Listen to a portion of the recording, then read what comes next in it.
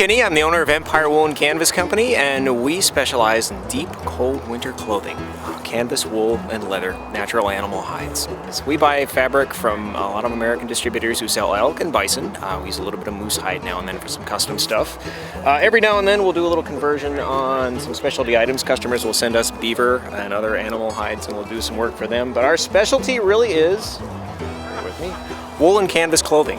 We do a lot of the large, overly large, tent-sized canvas garments. And their purpose really is traveling in deep, cold, dry winter. Canvas as a clothing fabric is kind of odd when you think about winter. You think cold, wet. But up here in Minnesota and parts north, breathability is really the biggest concern for most folks if you're traveling. You want to make sure you're getting the moisture out because there's not a lot coming down in a liquid form. You're dealing with cold weather and wind, and you're trying to defeat the wind taking your body heat away, and you're trying to keep the water from your own perspiration from freezing you at the same time. I am a one-man band. I am chief cook, bottle washer. I'm a pattern maker. I am a traditionally trained tailor by trade. I've been in and around the outdoor industry for a very long time. Clothing and design are my specialty. I just love the sports. I love the activities. We started with 3 designs, a very traditional, very flat-seamed anorak, a pair of chopper mittens that basically look like a pair of mittens with a large gauntlet on them, and a very traditional, boring-looking wool blanket shirt that to this day we still love because it's just so simple. It's kind of like the cast iron skillet of clothing. But in those years, we've incorporated a little more flash, a little more pizzazz. We do a lot of what you would consider regular fleece garments, vests and jackets and pullovers, except we've just started using wool on the outside, a little bit of technology on the inside, fleece to make it comfortable, and incorporating what you'd typically find. Zippered pockets, few additions, back pockets for folks who tend to move more to truck speed than a sports car speed outside, but they appreciate the value of having something that is breathable that they can actually live in for years at a time. We're available on the web at empirecanvasworks.com. Again, a one-man band. I only sell direct. I really enjoy the customer contact. Up here in the northern tier of the states where, precipitation really isn't an issue after about the middle of December, we found that keeping dry is more important than keeping rain off of you, and dry to us means having your perspiration, your sweat leave your clothing. And for that purpose and that purpose alone, cotton canvas is one of our favorite materials to work with. It blocks the wind, it holds in your heat, and moisture in any shape or form just travels out. If you've got liquid sweat that can make it up through your layers, it'll hit the outside and just poof, sublimate right off. Perspiration itself just passes right through the weave. Wool doesn't mind if you're not moving high speed. Fleece is wonderful, but plastic is plastic, and plastic will only transport water if your body's putting out enough heat to do it for you. There's really not much they can do to scrape or scour or treat those fibers that's going to make it work any better than what was on the ass end of a sheep.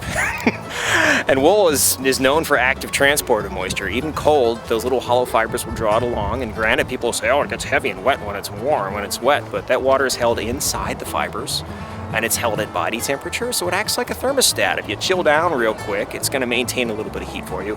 If you heat up real quick, it's going to absorb a bit more and hold that for you.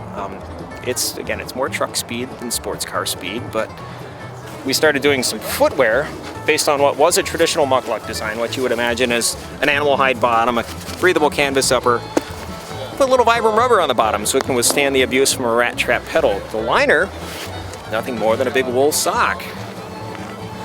So what you would consider a very traditional type of textile in a sportier design, made for somebody who wants a little bit of performance on a bicycle.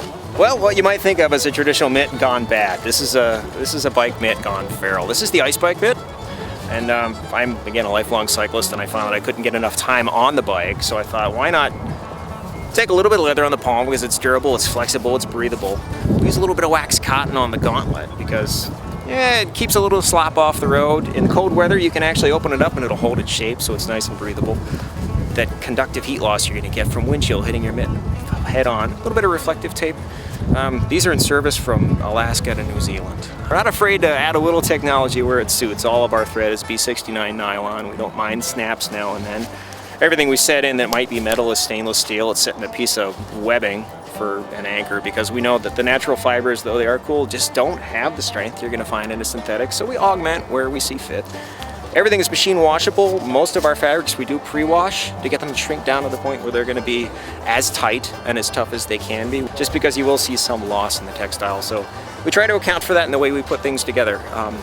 Most of the hardware we use is put on in such a way that you can fix it in the field because it's going to wear out. Most of our cord locks, you can just unthread them. If you have a pencil and a little bit of tape, you can chase the entire thing around the garment in your tent at night and swap out. We will send a little bit of replacement hardware with garments when they do go out. Not afraid to use a zipper now and then, and they're kind of the bane of the outdoor industry. They are the best and worst thing ever to happen to clothing because they're usually the first thing to fail on a garment. But if you put them in such a way that you can pick them out with a seam ripper and replace them, it kind of extends the life of what you would expect to be, a 5-6 year garment to whatever the length of the hardware is going to survive.